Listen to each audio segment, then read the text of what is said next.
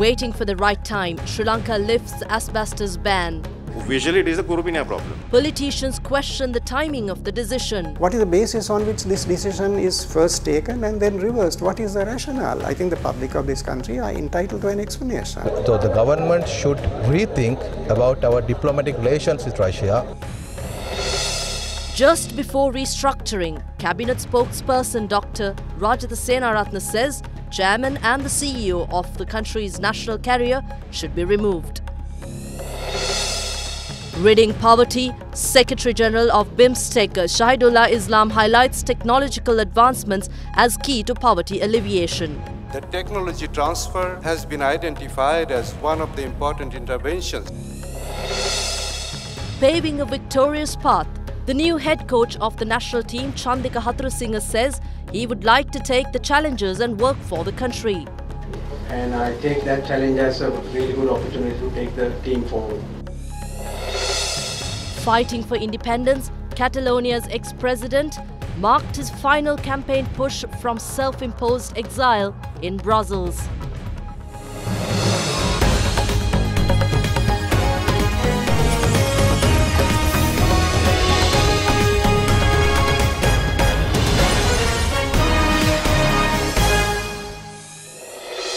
Joining you tonight with developments from across Sri Lanka and around the world on First at 9, other Derana 24/7. I'm Indivari Amwattu. We begin with your top story tonight. The Cabinet decided to lift the ban on the use of white asbestos in state institutions, which was due to come into effect from the 1st of January next year. The ban was a part of a policy decision taken by the government in September 2016 in a bid to curb the use of asbestos due to its adverse effects on health. The government's latest decision comes in a backdrop where Russia, a key exporter to Sri Lanka of raw material used for asbestos manufacturing, imposed a temporary ban on Sri Lanka agri-products, including tea. It was disclosed at the Cabinet media briefing today that the ban on blue asbestos, however, will come into effect on the 1st of January next year as planned. Meanwhile, responding to journalists at the Cabinet media briefing today, Minister of Plantation Industries Naveen Dissanayake said that the issues surrounding Russia's ban on Ceylon tea can be resolved in quick time. Russia placed temporary restrictions on imports of tea and all other Sri Lankan agro products from the 18th of December following the discovery of a beetle in a consignment of tea.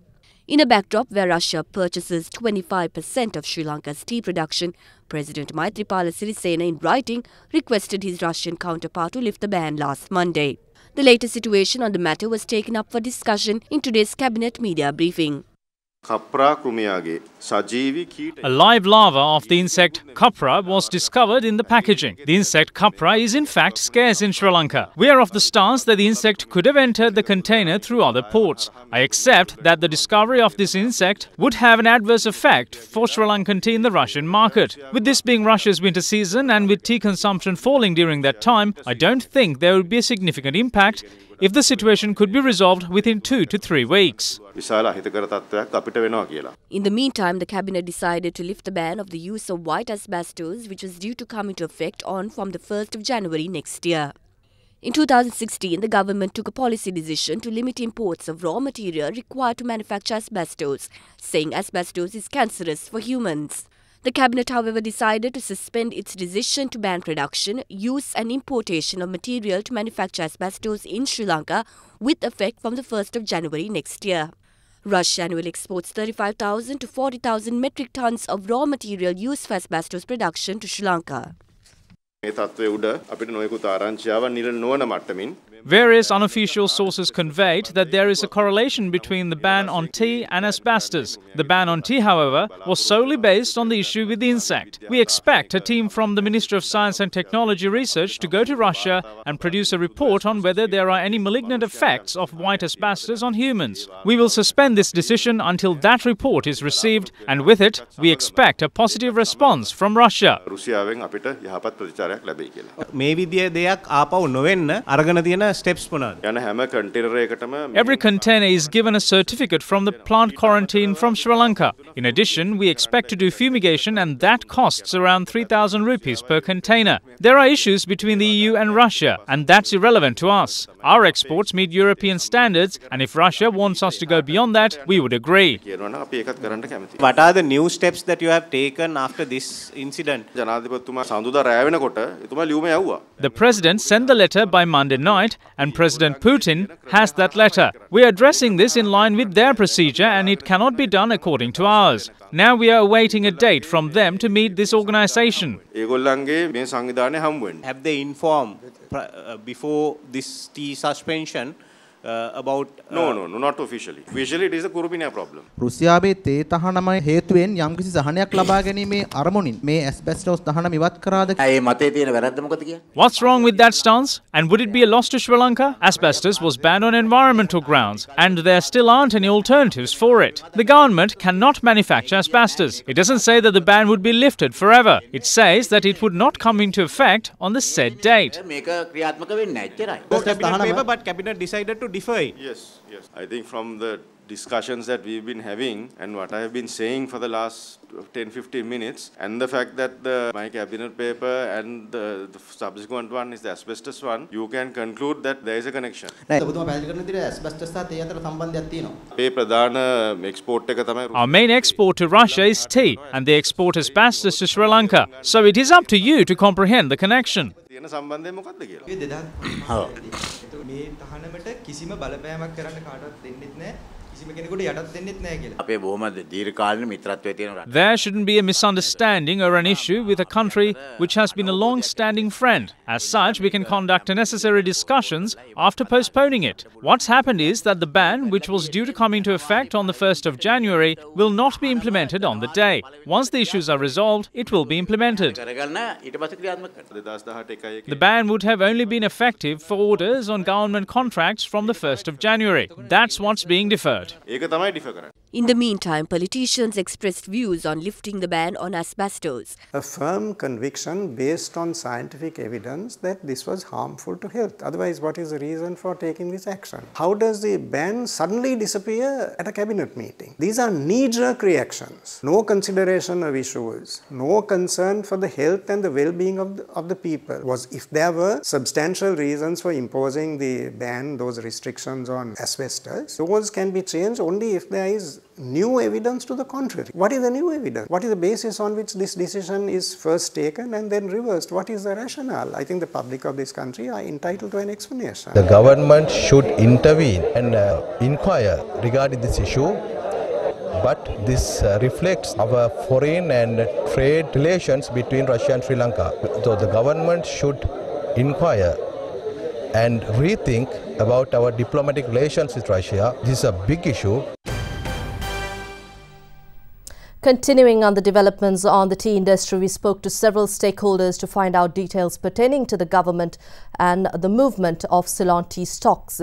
Tea brokering firm Asia Siaka told First at 9 that holding current stocks until the declaration of a policy stance will be difficult for the industry, while the Exporters Association pointed out that additional finances will be required if the ban persists longer. Meanwhile, Sri Lankan ambassador to Russia, Dr. Saman Wickremesinghe, told us that a meeting was taken up with the members of the Russian Federation. Russia's agriculture safety watchdog, Rozel Kodnazor, said in a statement that it plans to discuss restricted tea imports with Sri Lanka at the end of this month.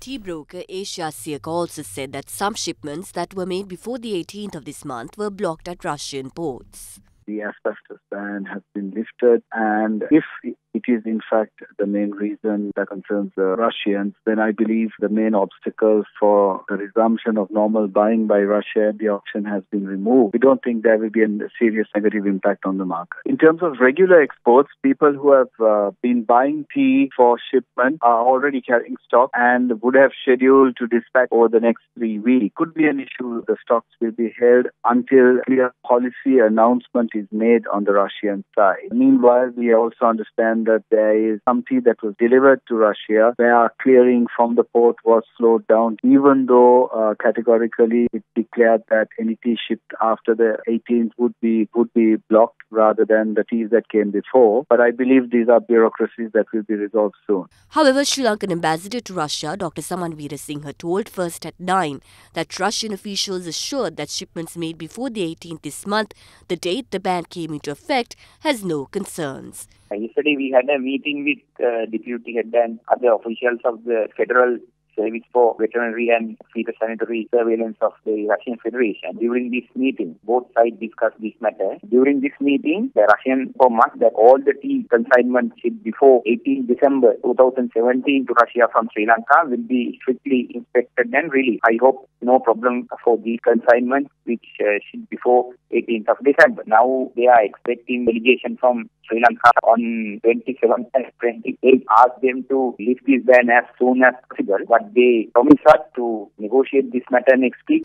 Also speaking to us, the Tea Exporters Association, while expressing hope that the matter will be resolved in a short term, said additional finances will be required to hold stocks for a longer period. After the 18th, we cannot make shipments to Russia. There were some containers in the port, had to take them out, and also the shipments to go this week are on hold. We are holding stocks, and also we may not find a big way on the next auction on the 2nd because we had to hold it for a period and we need more finance to keep the tea. And maybe if it continues for a longer period, then we will have a problem. But we hope within the next 2-3 weeks things will be solved and they will suspend this ban. Meanwhile, the dispute between the Alliance of Unions of Sri Lankan Airlines and its management was also discussed during the Cabinet media briefing today. The Alliance of Unions of Sri Lankan Alliance, in a letter addressed to its chairman recently, emphasised that they have no confidence in both him and the board to be in charge of the national carrier. Rejecting these allegations later, however, Chairman Ajit Dias said that the restructuring process will continue and the national carrier will not be closed. It was in this backdrop that Cabinet co-spokesperson Rajitha Senaratne said today that the chairman and the CEO of Sri Lankan Airlines should be removed from their positions to resolve matters pertaining to the organisation. I highly criticise the chairman and CEO of Sri Lankan Airlines in front of the President and Prime Minister. They've stated that they are going to remove employees. It's the two of them who should be removed from the positions because they waste 3 million rupees per month. But it wasn't because of them that Sri Lankan Airlines saw its downfall. It was a profit-making company when Emirates handed it over to us. The company was then given to the brother-in-law who had no idea about aircraft. For a year, how many billions have we spent? We could have used that money for more commodity concessions. This government too is spending so much money to make it a profit-making company. Action should be taken immediately, and that too from the hierarchy, not from the bottom. Meanwhile, several other decisions were made by the Cabinet of Ministers during its meeting held yesterday. The Cabinet approved the proposal to develop land of 25 acres to the south of the runway belonging to the Ratmalane Airport to expand civil flights operations. The Cabinet had also approved to amend the relevant Code of Criminal Procedure Act, making it compulsory to hear cases in high courts on a daily basis. It was approved to give the construction project of Colombo International Financial City Building Complex within Colombo Port City to Skidmore, Owings and Merrill Institution, which is selected through an international tender process. It has been decided to sign an MOU among China Harbour Engineering Corporation, Ministry of Megapolis and Western Development and Colombo Port City Private Company for enabling the required $1 billion to be obtained as a direct foreign investment. The Cabinet also approved the proposal to solve the issue of cost of living and making reliefs on floods and droughts. Accordingly, the following actions are to be taken within immediate effect. Establishment of a family budget unit to review provisions of essential goods at affordable prices. Establishment of a coordinating committee chaired by Secretary to the Ministry of Finance and Mass Media to affirm the success of implementing decisions taken by the Subcommittee on Cost of Living. Meanwhile, the Cabinet also agreed to implement a program to distribute a relief pack consisting rice, dal, sugar, sprats, onions, potatoes and canned fish through supermarkets, sadhasa and other shops. President Maithripala Sirisena calls on developed countries to do their part in poverty eradication, citing that exorbitant amounts spent on war exercises could be used for assisting the underprivileged people.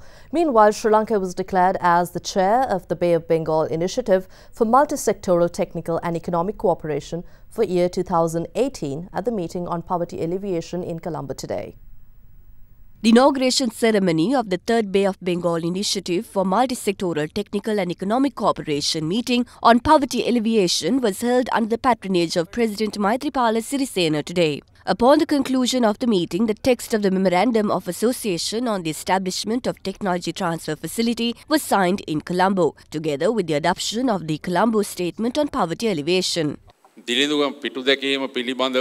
Eradicating poverty is not only a goal of mine, it is something beyond, as I am a person who faced poverty. Therefore, it is a part of me. There is a relationship between nutrition and health when it comes to poverty. It is in this context we dedicate 2018 as the year of food production. What contribution has developed countries made towards eradication of poverty? How much does developed countries spend on defense? Can't they allocate a small amount from what is spent on warfare towards ridding poverty? Therefore, as BIMSTEC member nations, we must come together to fulfill our goals, even though actions of developed countries are questionable. Speaking here, Secretary General of the Bay of Bengal Initiative for Multisectoral Technical and Economic Cooperation said that technology will play a key role in poverty alleviation. In spite of the unprecedented economic progress and technological advancement during the past decades, poverty is still a stark reality all over the world.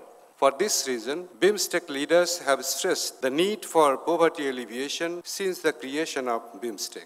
Sri Lanka has been highly successful in poverty alleviation, and all other BIMSTEC member states can learn from the Sri Lankan experience. It is also noteworthy that technology transfer has been identified as one of the important interventions to reduce poverty in the BIMSTEC region. Sri Lanka will become the chair of BIMSTEC next year, and we hope that the entire Bay of Bengal region will benefit from Sri Lanka's leadership.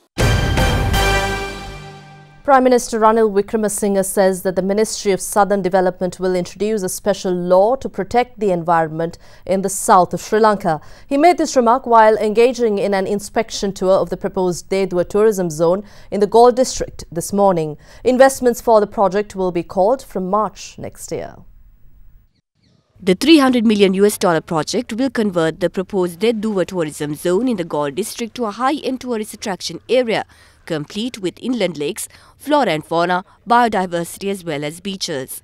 A report entailing the size of the land and details of reclaimed private property was vested to Prime Minister Ranil Wickremesinghe during the inspection tour of the area. This tourism development project will be eco-friendly and draw inspiration from Jeffrey Bower architecture that will coexist with nature. We have requested the Ministry of Southern Development to bring in a separate law to protect nature and wildlife in the area. We will be able to carry this development all the way to Badulla with Hambantota Galle together with this region. Meanwhile, consultant to the Southern Development Board, Shehan Ramanayaka, says that this tourism project is aimed at attracting high-end tourists to the country. The Dedua development project is intended to diversify Sri Lanka's tourism portfolio in terms of experiences and also to create a winning globally competitive resort in Asia. We'd like to be a top 3 destination in Asia. We'd like to do this with a very responsible management of the environment during the development phase. We'd like to have significant economic impact to the community around us by creating an employment profile that's high skill and high value than your typical tourism project. And we'd like to create a concept that Sri Lanka can be proud of and go to the world and say we created something the right way, taking the right steps to protect the environment, to be community focused and to attract a more high-end clientele and give them a unique experience. Contestants representing the Sri Lanka Podujana Peramuna, who had their nomination paper for the Maharagama Urban Council rejected recently, filed a petition with the Court of Appeal today. The petitioners also requested that the local government election for the Maharagama Urban Council be suspended until a final decision is delivered on the matter. 5 members of the SLPP who submitted nominations for the Maharagama Urban Council filed a petition following their nomination paper being rejected recently. Returning officer of Maharagama Urban Council secretaries of SLFP, UMP and JVP are named as respondents in the petition. Meanwhile, the UMP submitted nominations for several local government bodies in Gampaha as well as Kalutara districts today. JVP submitted its nominations for several local government bodies in Matara, Anuradhapura and Badula districts. The UPFA submitted nominations for local government bodies in the Badula district today. Meanwhile, UPFA also submitted nominations for several local government bodies in Kandy under the patronage of Minister Sarath Ammanugama. Meanwhile, a group of contestants who didn't get the opportunity from the UMP in the Ratgama Pradesh Sabha in Gaul faced an unpleasant incident when they were compiling nomination papers to contest as an independent group. The incident, secretly recorded by mobile phone, captured a former UMP Pradesh Sabha member disrupting the process. However, the group was later able to secure their nomination paper and submit it at the Gaul District Secretariat. Meanwhile, a contestant who expected to represent the Sri Lanka Podujana Perumuna passed away due to a heart attack while he was on his way to sign the nomination paper. Earlier, the organisers had replaced his name with another female candidate. Relatives of the deceased claimed although he was given the opportunity to contest through SLPP again, the earlier disappointment weakened his health. Meanwhile, the campaign to protect people's heritages informed Minister of Provincial Councils and Local Government Faiza Mustafa that Enderumulla has been converted into a single ward system from a multi-ward system by the Delimitation Committee. They also pointed out that a separate multi-ward system has been created as Akbar Town. Speaking on the matter, Minister of Provincial Councils and Local Government Faiza Mustafa said that the matter was taken up with the Election Commission and the necessary amendments will be made within the day. You are watching Sri Lanka's award-winning news channel, Derana 24/7.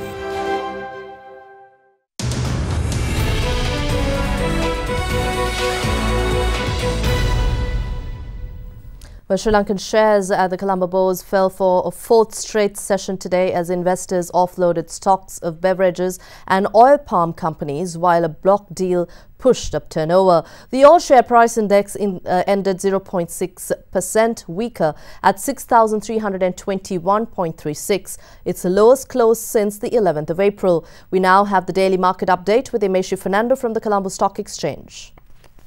The market capitalization at the end of the day was 2,878.22 billion rupees. Today's foreign purchases were 633.52 million rupees and foreign sales were 713.12 million rupees. There were 5 crossings today and the crossing turnover was 590 million rupees.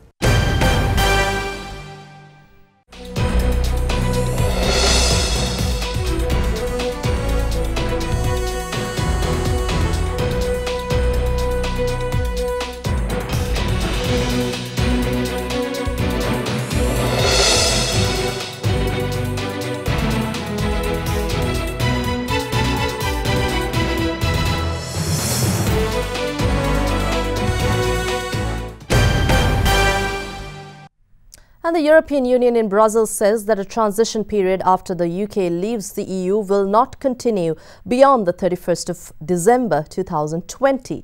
The UK said that the temporary arrangements should last for about 2 years after Brexit in March 2019. Terms of the transition period, which the UK calls an implementation phase, have yet to be negotiated between the two sides. The EU says the UK will have to continue to follow its rules and cannot adopt an a la carte approach. The cut-off date for the transition phase is contained in the EU's guidelines for the next phase of Brexit negotiations. The guidelines state that the UK should continue to follow EU trade law and stay in the European Customs Union and single market during the transition phase. The UK has already said it plans to leave the Customs Union and single market and end the supremacy of EU court rulings as part of Brexit.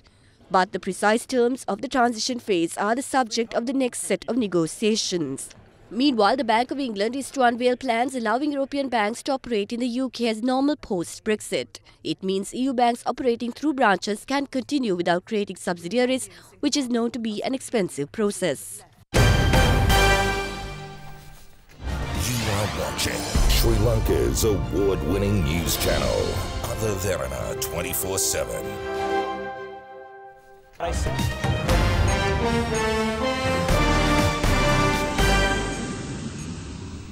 In your latest international news, Catalonia's ex-president Carles Puigdemont made his final campaign push from self-imposed exile in Brussels yesterday, saying he would return if elected in a regional election that polls suggest will produce a hung parliament. The independence drive has tipped Spain into its worst political crisis since the return of democracy in the 1970s, dividing opinion in the region, denting an economic rebound and prompting a business exodus to other parts of the country. Puigdemont's centre-right party, which leads the Together for Catalonia platform, is seen coming third in tomorrow's vote.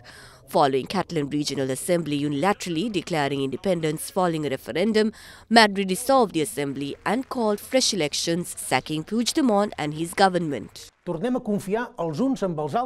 Let's have confidence in each other in the same way we were confident on October the 1st. That day we protected the ballot boxes with dignity. Let's now protect the presidency, the government and our sovereignty as a nation and our integrity. You are watching Sri Lanka's #1 news channel, Derana 24/7.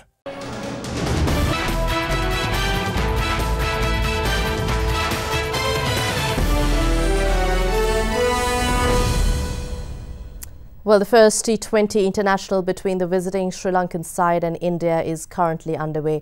Being put into bat, India piled on 180 runs for the loss of just 3 wickets in their 20 overs. In reply, Sri Lanka is currently on 43 for the loss of 2 wickets. Well, with the Sri Lankan side suffering a serious dip in form in recent times, the man expected to bring Sri Lanka back to glory days, new head coach Chandika Hathurusinghe says that his new position places him under no pressure, but instead is an opportunity for him to develop the team. He made these remarks at a special media briefing in Colombo today. Listening to President and the Fourth Minister and thinking of all the expectation, there's no pressure for me. It's all opportunities. So looking from outside, looking at our team, I thought it's a great opportunity for me to come here and maximize the potential that I see from outside within Sri Lanka team. And I'm looking forward to that challenge. And I take that challenge as a really good opportunity to take the team forward. We looked at what Sri Lanka is all about and what is the kind of ideal coach that we should be looking for. Then we were looking at the current game. We found it's highly technical now, as well as most of the coaches are working based on scientific evidence. So in that context, we found Hathuru is one of the top world-class coaches who are working today for tomorrow. He's always one person who believes in deployment of technology and also using of technology for the best interest of the national teams. Then it is more than anything else, he's a Sri Lankan. He can communicate much better than anyone else with the players. That is another advantage. When you look at all those things, what attributes, it is only a strength for us to make use of his services for Sri Lankan cricket. Sri Lanka's premier news channel, Derana 24/7.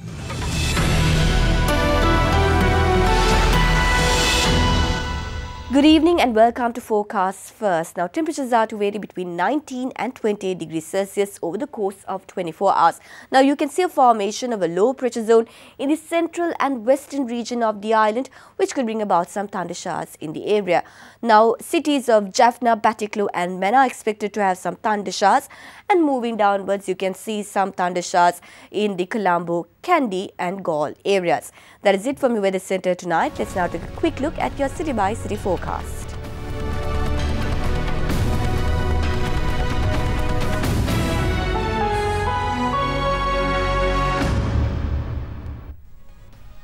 That's it from First at 9 for tonight, and with Christmas just around the corner, people all over the world are gearing up to celebrate one of the most loved holidays of the year.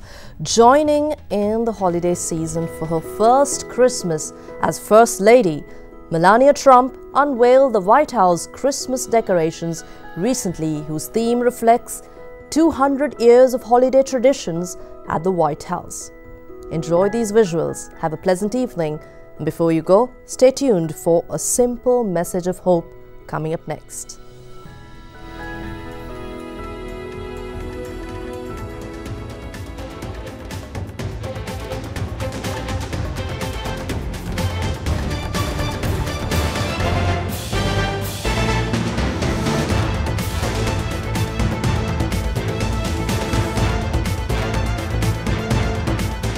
bringing you the news and information 24 hours a day. This is Sri Lanka's premier news channel, Other Derana 24/7.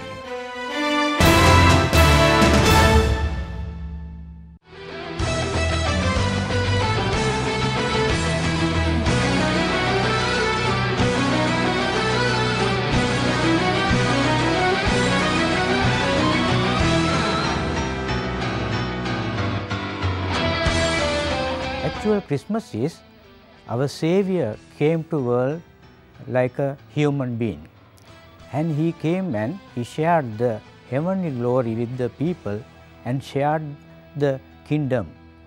And then after that he came and he preached about kingdom and he died for our sins. And not only that, Christmas time we have to rethink about that Christ born. And he came to the world and he given hope and peace to the whole mankind. Then when we think about our country, now we are living in the post-war era. Then we need much peace, especially our ethnic groups. They are having a lot of suspicions and sometimes doubt. Then this is the time for sharing the peace and reconciliation to the world. I think if you become a peaceful person and you have to be a vehicle of the peace, and you can share with the old people about the reconciliation, and it will be a real Christmas and joy to the whole world. I think this time we no need to spend a lot of money for our other things. We have to think about the poor people and needy people, and we have to give something with them and share the Christmas joy with them. It will be a real and blessed Christmas. Then I wish you this time you will have a blessed Christmas. God be the glory. Amen.